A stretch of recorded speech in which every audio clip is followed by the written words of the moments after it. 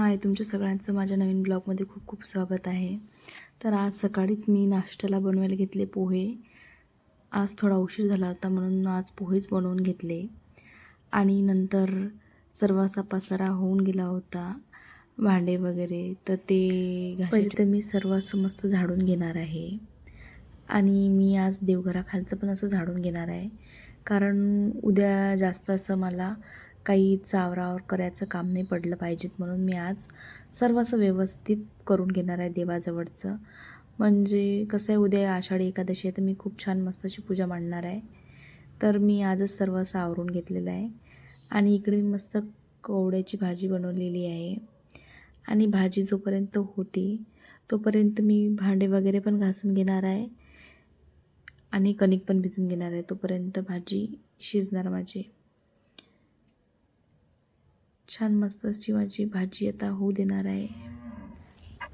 आणि इकडे माझे भांडे घासून झालेले आहेत आणि कणिक पण भिजून झालेली आहे. आणि भाजीतलं पण बरंच पाणीही आटलेलं आहे, थोडंफारच राहिलं आहे. तर तोपर्यंत मी अशी देवपूजा करून घेणार आहे. देवांना स्वच्छ असं मस्त करणार आहे. पितांबरीने सर्व देव असे छान मस्त घासून घेणार आहे, कारण उपासाच्या दिवशी देव काही घासू नये असं म्हणतात, म्हणून मी उद्या देवांना काही घासणार नाही आहे. म्हणून आजच मी देवांना पितांबरीने छान मस्त असे घासून घेणार आहे. आणि हा श्री स्वामी समर्थाचा फोटो आहे, तो पण मी आज मस्त स्वच्छ करून घेणार आहे. छान मस्त असं पुसून घेतलेलं आहे. आणि हे जे मोठपीस आहेत ते पण खूप छान वाटतात, म्हणून मी ती कृष्णाच्या मागे एका बाजूला ठेवून देते. आणि हा माझ्या कुलदेवीचा फोटो आहे, तर तो मी असा इथं ठेवते कळशाच्या मागे, आणि त्याच्यासमोर असा कळस ठेवून देत असते. आणि आता एक एक करून सर्व देव असे मस्त मी घासून घेणार आहे. हे जे तांदूळ आहेत ते अन्नपूर्णा माता ठेवते त्या प्लेटमधले, ते बाजूला काढून घेतले आणि ती प्लेट पण पहिले स्वच्छ करून घेतली. आणि एक एक करून असे सर्वच असे मस्त मी माझे देव असे मस्त घासून घेणार आहे. आणि सर्व घासल्यानंतर तुम्ही पाहायचा किती छान आणि किती मस्त वाटत आहेत. तर खूपच लवकर असे ते हे होऊन जातात. 8 दिवसातून एकदा तरी त्यांना स्वच्छ करावंच लागते, तेव्हा कुठं छान आणि मस्त असे वाटतात. तर आज मी करून घेणार आहे. ही विठोबा रुक्मिणीची मूर्ती. विठोबा रुक्मिणीच्या मूर्तीला पण मी स्वच्छ आणि मस्त असं धुवून घेतलेलं आहे. आणि नंतर मी त्या देवांचे जे हार आहेत ते पण मी त्याच्यावर थोडंसं हँडवॉश टाकून स्वच्छ असे धुवून घेतलेले आहेत, म्हणजे की त्याचं जे कुंकू वगैरे असते ते छान प्रकारे मस्त असं निघून जाईल. ते पण स्वच्छ धुतले आणि ते देवाच्या मी आता गळ्यात टाकून देणार आहे. खूप छान आणि मस्त असे निघालेले आहेत. आणि आता मी बाकीचे देव असे धुवून घेणार आहे. सगळ्या देवांना मी मस्त अशी पितांबरी लावून घेतली आणि छान स्वच्छ धुवून घेतले. असे सर्व देव स्वच्छ करायचे म्हटले की खूप सारा वेळ याच्यातच चालला जातो, कारण ते लवकर असे निघत नाहीत. आणि मी पाहू शकता किती मस्त असे स्वच्छ केलेले आहेत, तर खूप छान मस्त चमकत आहेत.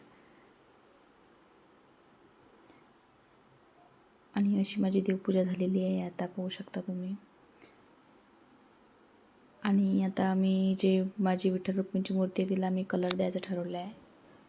तर ही पाहू शकता तुम्ही, याचा किती सारा असा कलर गेलेला आहे.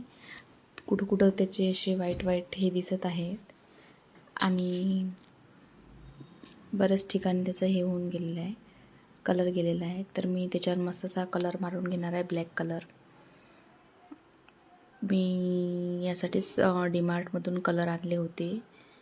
म्हटलं ज्या दिवशी मी पूजा करणार त्या दिवशी मूर्ती अशी नवीन आणल्यासारखी वाटली पाहिजे, म्हणून म्हटलं चला आता याला कलर देऊ.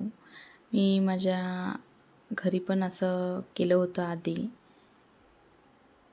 त्या मूर्तीला पण बरेच वर्ष झाले होते, 2-3 वर्ष, तर तिचा पूर्णच असा कलर गेला होता.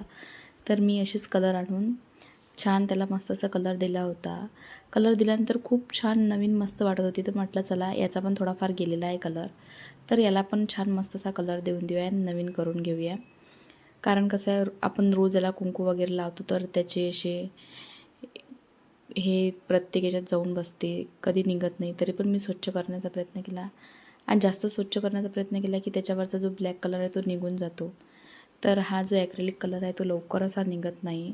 तर मी याच्यावर छान मस्त असा हा कलर लावून देणार आहे. आणि पूर्ण कलर दिल्यानंतर तुम्ही पहा जा किती छान आणि मस्त असं नवीनच वाटणार. तर मी पूर्ण याला पहिले तर असं व्यवस्थित कलर लावून देणार आहे.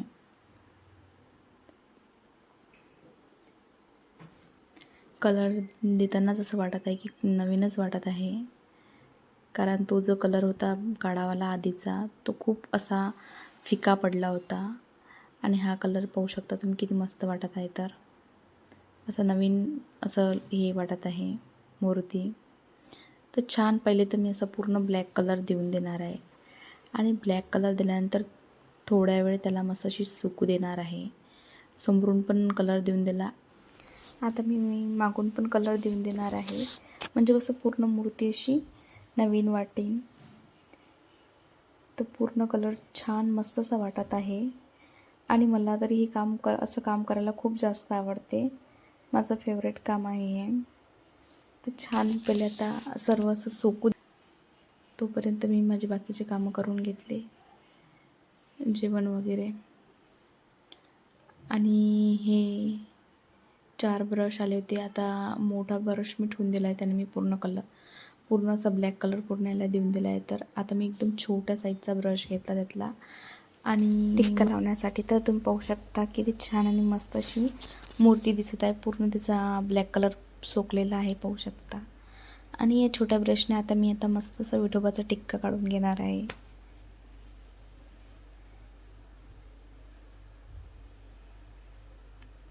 तर मी हा मस्त असा पिवळा कलर आहे त्याने मस्त असं टिक्का आता पूर्ण हे करून घेणार आहे.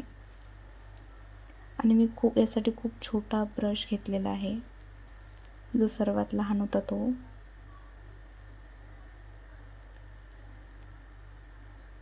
आणि आता इकडे मी देवीला असं मस्त कुंकू लावून देणार आहे. पूर्ण जसं मूर्तीवर आधी होतं तसंच मी लावत आहे. आणि आता याच्यात मस्त मी येल्लो कलरचा असा टिक्का लावून घेणार आहे, म्हणजे हळदीचा त्या कुंकावर.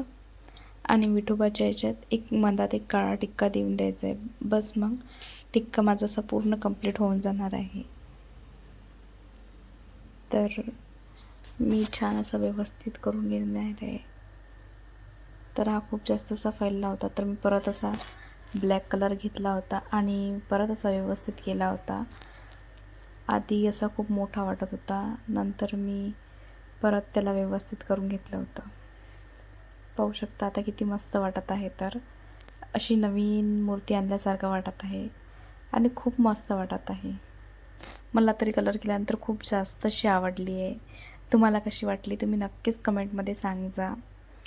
आता उद्याची माझी अशी मूर्तीची पूर्ण अशी तयारी झालेली आहे. आणि आता माझे जे बाकीचे भांडे आहेत देवाचे ते सर्व मला असं घासून घ्यायचे आहेत. तर आता मी ते सर्व असे घासून घेणार आहे. सर्वच भांडी मी मंदिराच्या जवळून सर्व काढून घेतली, त्याची जेवढी पण होती तेवढे. आणि सर्व असे मस्त घासून घेतले. पाहू शकता आता किती छान आणि मस्त असे चमकत आहेत. तर आणि मला हे सर्व भांडे घासायला खूप जास्त वेळ लागला आहे. आणि हे काम करता करता मी या समईचं हे असं पण माझ्याच्यानं तुटून गेलेला आहे. आणि हा जो डब्बा आहे हा असा एक्स्ट्रा डब्बा होता. तर मी या डब्यात ना आता कुंकू, हळद, अक्षत असं सर्व भरून घेणार आहे. तर मी असं हे कुंकू या पन्नीत आहेत तर ते मी याच्यात जेवढं बसेल तेवढं याच्यात टाकून घेणार आहे. आणि सर्व एक एक करून सर्व मी याच्यात असं सामान भरून घेतलेलं आहे, म्हणजे मला एकाच वेळी सर्व असं काही लागलं तर काढता येते, म्हणून मी सर्व याच्यात असं भरून घेतलं. हा डब्बा झाल्यानंतर हा तर मी असं व्यवस्थित लावून घेतला आहे. आणि रांगोळीच्या डब्यात पण सर्व अशा रांगोळी भरून घेतलेल्या आहेत. पाहू शकता तुम्ही, जे मला पटकन असं घेऊन काढल्या जाईल. मला माझा आजचा ब्लॉग कसा वाटला कमेंट करून नक्की सांगा. आवडला असेल तर लाईक, शेअर, सबस्क्राईब करायला विसरू नका. चला तर पुन्हा भेटूया एका नवीन छानशा व्हिडिओमध्ये. तोपर्यंत बाय आणि श्री स्वामी समर्थ.